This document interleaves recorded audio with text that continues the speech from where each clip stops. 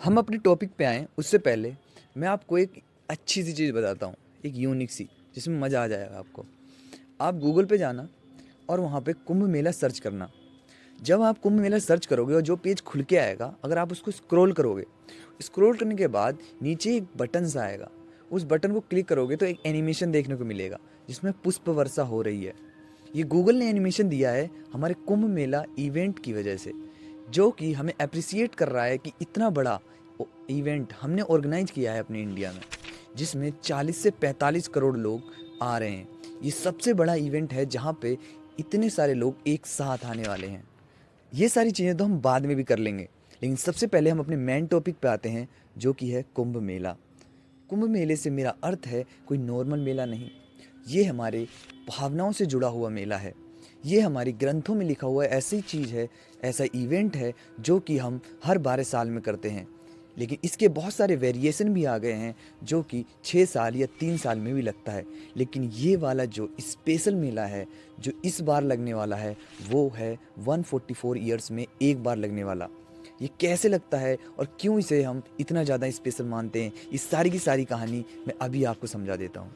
3 साल, 6 साल या 12 साल में लगने वाले कुंभ मेले को जानने से पहले हमें ये पता होना चाहिए कि कुंभ मेला लगता क्यों है। इसके पीछे भी एक माइथोलॉजिकल स्टोरी है, जो कि हमारे ग्रंथों में लिखी है, और उसी के रिसर्च पेपर या कुछ रिसर्च करके मैंने एक स्टोरी बनाई है, जो कि उसी से पूरी मिलती जुलती है। और इसमें कितनी क्लियरिटी है ये मुझे भी नहीं पता, लेकिन कुछ इसी से मिलती जुलती कहानी है, जो कि एक इवेंट से रिलेटेड है, जिसे कि हम समुद्र मंथन कहते हैं। समुद्र मंथन के वक्त देवता और असुर दोनों मिलकर कार्य कर रहे थे, जिससे कि वो समुद्र से अमृत कलश निकाल सकें। लेकिन जैसे ही अमृत कलश बाहर आया, वैसे ही राक्षसों के मन में लालच आ गया और उन्होंने उसे पाने के लिए देवताओं से युद्ध छेड़ दिया। उस युद्ध के दौरान इंद्र के पुत्र उस कलश को लेकर भागने लगे, जिनके पीछे चंद्र, सूर्य और बृहस्पति तीनों ग्रह उनके रक्षा के लिए भागे। और यही भागदौड़ 12 दिनों और 12 रातों तक चली। इस भागदौड़ के बीच में उस कलश से 4 बूंदें धरती पे आके गिरी, जो कि भारत खंड में आके गिरी। भारत खंड की वो 4 जगह उज्जैन, नासिक, प्रयागराज और हरिद्वार हैं।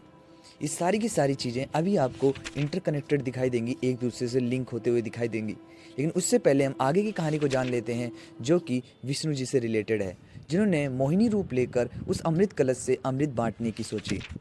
विष्णु जी ने मोहिनी रूप लेकर अमृत कलश से अमृत को सिर्फ देवताओं में बांटा और राक्षसों से छल किया, जिसके फलस्वरूप राहु ने देवताओं का रूप लिया और अमृत को पाने की कोशिश की।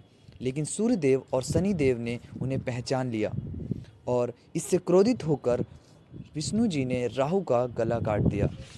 और ये कहानी बहुत ही छोटी स्टोरी है, इसके बीच की सारी स्टोरी मैंने आपको नहीं बताई। जितना इम्पोर्टेंट था सिर्फ मैंने उतना ही आपको बताया है। और ये सारी की सारी चीज़ें हमारे कुंभ मेले से रिलेटेड हैं, इसीलिए मैंने आपको बताया है। और कैसे डिसाइड किया जाता है कि कुंभ मेला कहाँ लगेगा, वो भी इन ग्रहों पर ही निर्भर करता है, इसीलिए मैंने सारे ग्रहों का नाम लिया है। और कुंभ मेला कहाँ कहाँ लगेगा और क्यों वहाँ लगाया जाता है, इसको भी मैंने इसी में बता दिया है। लेकिन अब मैं सारी चीज़ों को एक्सप्लेन कर दूंगा इसी स्टोरी से। समुद्र मंथन की सारी कहानी को जानकर अब हमें ये पता है कि कलश से जहाँ भी वो 4 बूंदें गिरी थी अमृत की, वहीं पर अभी कुंभ मेला लगाया जाता है। और क्योंकि वो बूंदें कलश से गिरी थी, इसीलिए इसका नाम कुंभ मेला पड़ा, क्योंकि कुंभ का अर्थ ही होता है घड़ा या बर्तन, यानी उस कलश को ही हम कुंभ कहते हैं। लेकिन सवाल अब ये है कि इन 4 जगहों में से मेला कहाँ पर लगाया जाएगा, ये कैसे डिसाइड होता है। इसे डिसाइड करने के लिए हमें सन, मून और जुपिटर की तीनों की अलाइनमेंट को देखना पड़ता है। और हमारे यहाँ के जो बड़े एस्ट्रोलॉजर हैं, वो ये डिसाइड करते हैं ग्रह नक्षत्रों को देखकर कि इन 4 जगहों पर से मेला कहाँ पर लगाया जाएगा। इन नक्षत्रों की सारी फुटेजेस मैं एक एक करके यहाँ पे लगा दे रहा हूँ, जिससे आप देख सको, क्योंकि मैं बताऊँगा तो आपको इतना समझ नहीं आएगा, क्योंकि इतने ग्रह नक्षत्रों की जानकारी मुझे भी नहीं है। अगर हम ग्रह नक्षत्रों के हिसाब से देखें तो ये इतना ज़्यादा कॉम्प्लिकेटेड हो जाता है कि हमें कुछ समझ नहीं आता, क्योंकि कुछ लोगों से अलग एस्ट्रोलॉजी सबको समझ नहीं आती है। तो हम थोड़ा साइंस की तरफ जाके देखेंगे और देखेंगे कि हम इसे कैसे समझ सकते हैं। तो सिर्फ हम एक ही ग्रह को लेंगे, जो कि है जुपिटर। जब जुपिटर सूर्य का एक पूरा चक्कर लगाता है तो हमारे यहाँ पर कुंभ मेला लगाया जाता है।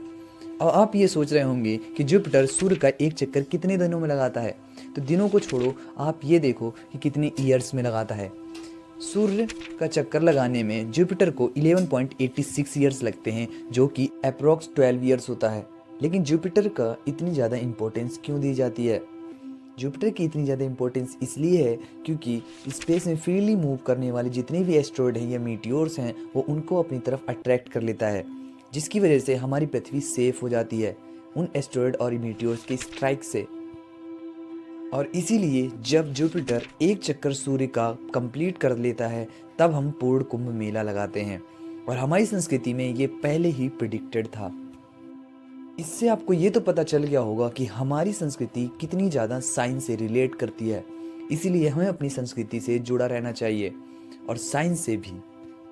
तो वीडियो को अब यहीं पे ख़त्म करते हैं। और जितना मैंने बता सकता था उतना मैंने बताया, वो भी इतनी छोटी सी वीडियो में इतना ही बताया जा सकता था। तो अगर आपने ये वीडियो यहाँ तक देखी है तो पक्का आप एक कमेंट जरूर करके जाना, कुंभ मेला।